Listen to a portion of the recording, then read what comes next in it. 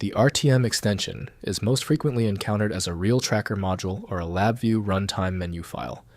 It functions as either a multi-channel musical composition from the tracker era or a custom user interface configuration for industrial and scientific software. I'm Evan Brooks, Certified Support Engineer. Let's see if we're loading a vintage audio track or configuring a laboratory control panel. I'll be introducing you to the true time saver at the end. This involves the correct application of a single premium RTM file inspection utility designed for broad-spectrum file support. In the realm of digital music, this format is the native save file for RealTracker, a 1990s-era MAUDI style application that combined sequenced note data with digital samples for high-quality playback on low-end hardware. In the engineering world, National Instruments LabVIEW utilizes the extension to define the specific layout and behavior of custom menus, allowing developers to create tailored navigation bars and toolsets for complex data acquisition systems. RealTracker RTM files are built on a proprietary multi-track sequencing protocol that stores instrument samples, often 8-bit or 16-bit PCM, alongside an event list of notes, effects, and volume commands.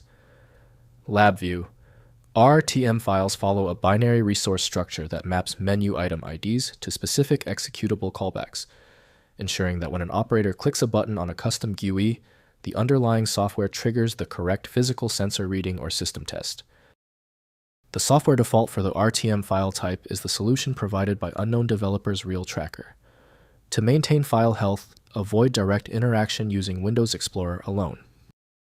Windows handles simple playback, but multi-track or effect-based editing requires advanced audio tools. The solution is usually simple compatibility. Right-click your RTM file and choose Open With. If RealTracker is there, test it now. If not, choose another application.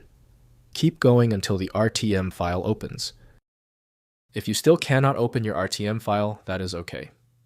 Let's get the technical grounding straight. Before we jump to the universal solution, let's look at the specific reasons this RTM file is failing to load. First, distinguishing the purpose. To identify the file, look at the directory context. If it's in a folder labeled Music, Mods, or Samples, it's an audio module. If it's located in a Project or Vi folder within a LabVIEW installation, it's a menu configuration. Opening the file in a hex editor provides a clear answer. An audio RTM will typically show the string RTM or sample names like bass or snare in the header, whereas a LabVIEW file will contain references to National Instruments or system-level GUI attributes. Next, playback and development. To hear the music, you must use a specialized tracker player like OpenMPT or XMPlay, which can interpret the legacy note data and trigger the embedded samples. For LabVIEW files, you cannot run them on their own. They must be called by a main virtual instrument, not VAS file. To edit them, you must use the menu editor tool within the LabVIEW development environment, which translates your visual layout into the binary RTM logic. Finally, fixing missing samples and menu errors. If an audio file sounds empty or missing instruments, the RTM may be a reduced version that relies on external sample libraries, which are no longer in the same path. For LabVIEW users, if a menu appears as a blank bar or fails to load, the RTM file might have been compiled in a different version of the software. You will need to reopen the vise and build the menu again to ensure the binary hooks are compatible with your current runtime engine version.